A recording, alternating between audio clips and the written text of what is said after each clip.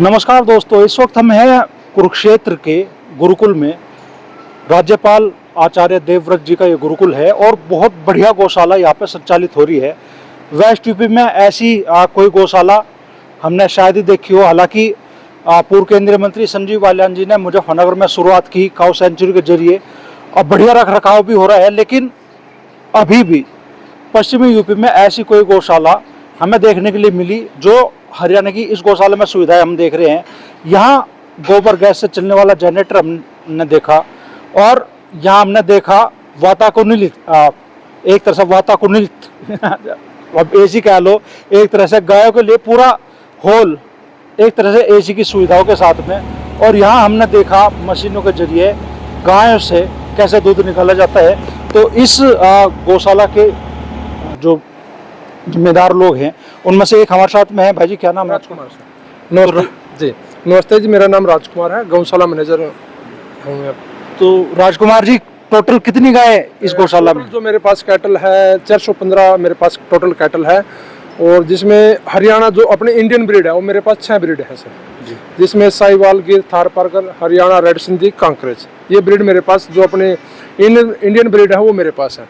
साहिवाल का इस साल का मेरा रिकॉर्ड सर 22 लीटर रहा है, और गिर का 18 लीटर रहा है जी, और थारपारकर का 17 लीटर है, हरियाणा का 12 लीटर है। ऐसे ही मतलब टोटल ब्रीड पे हम काम कर रहे हैं। और जो भी हम एआई करते हैं, नेचुरल मीटिंग ना करके हम एआई इनको पहले ले रखा है, और सेक्स सीमन हम इनको लगा रहे हैं जिससे हमारे को फीमेल ही पैदा हो, क्योंकि आज के युग में मेल का यूज नहीं है, तो हम टोटल सेक्स सीमन लगाते हैं जिससे फीमेल ही पैदा हो हमारे पास।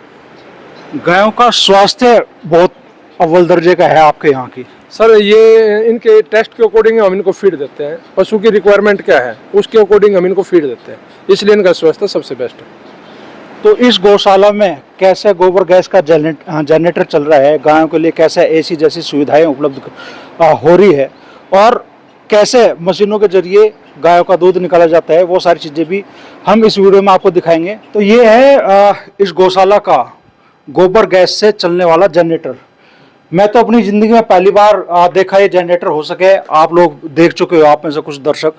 तो राजकुमार जी, किस तरीके से ये जनरेटर काम करता है? सर, ये वैसे तो एक ट्रक का सीएनजी पंप इसमें लगा हुआ है, हम इसको बायोगैस में यूज कर रहे हैं, और ये 62 केवी का जनरेटर है। जो दिन में हमारी लाइट चलती है हम टोटल जनरेटर पे चलाते हैं, और टोटल जो हमारी गौशाला का लोड है, जो बड़े बड़े फैन लगे हुए हैं वो सभी जनरेटर पे चलते हैं। लगभग हम इसको 12 घंटे डेली यूज करते हैं। इससे हम अपनी लाइट की बचत कर लेते हैं और हमारा बायोगैस यूज हो जाता है। मतलब सीएनजी के इंजन में आपने गोबर गैस यस सर फिट कर दिया? जी जी जी, जुगाड़ कह लीजिए। हाँ जी, जुगाड़ है सर ये। और ये 62 केवी का जनरेटर है सर ये। अगर सीएनजी की खपत हम इसमें मानते तो रोज कितनी सीएनजी खपत होती? सर, वो तो लोड के अकॉर्डिंग चलता है ये। इसमें भी जैसे हमें जैसा इसका लोड बढ़ाते हैं तो गैस की खपत बढ़ जाती है। तो 62 किलोवाट का अक्षमता है इसकी। हाँ जी हाँ जी हाँ जी। तो आप देखेंगे पूरा जनरेटर भी लंबा चौड़ा है, और बनावट भी जो सामान्य जनरेटर है, चूंकि ये सीएनजी से संचालित है, शायद उस हिसाब से इसकी बनावट होगी, लेकिन बनावट भी कुछ अलग ही हमें देखने के लिए मिल रही है। और हमने तो आज देखा ही गोबर गैस से चलने वाला जनरेटर, लेकिन हमारी उत्सुकता हुई कि दर्शकों तक भी हम इस तरीके का जनरेटर पहुंचाए।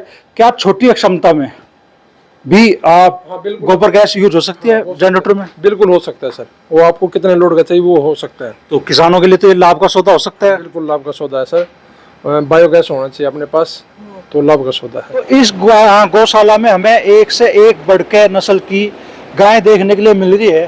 तो राजकुमार जी, मैक्सिमम दूध देने वाली गायें कितनी है यहाँ पे, और कितना दूध मैक्सिमम आपने लिया है गाय से?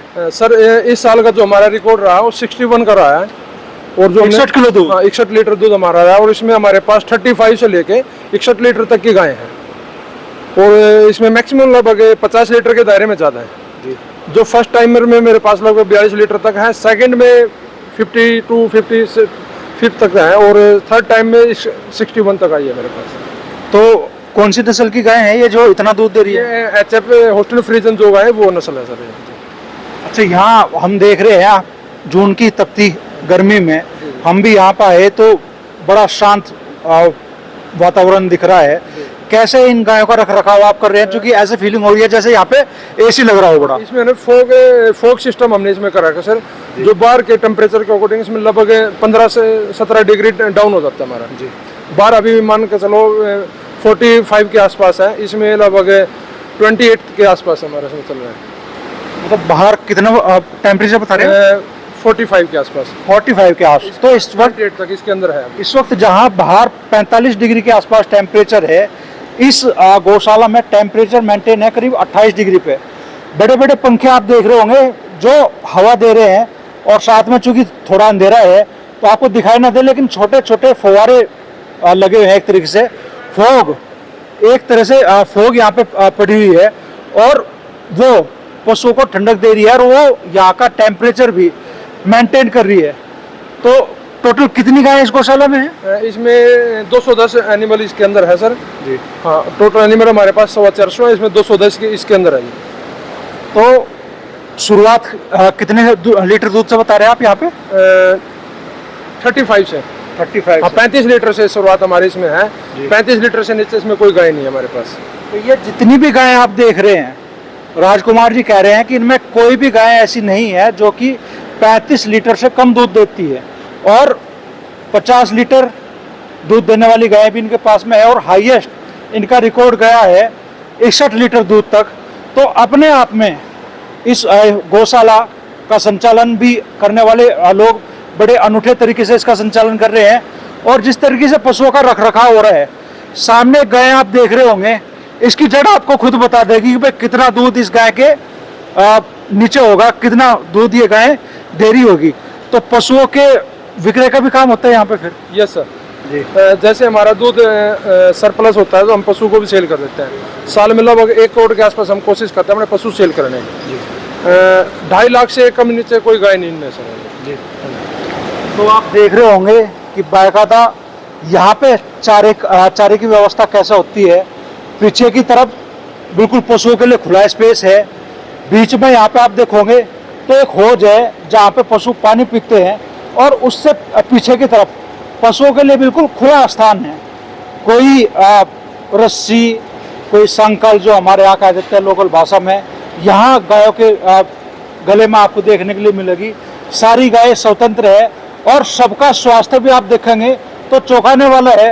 करीब 200 गायें इस सेक्शन में राजकुमार जी ने बताया कि है, और कोई भी गाय ऐसी नहीं है जिसका दूध 35 लीटर से कम हो।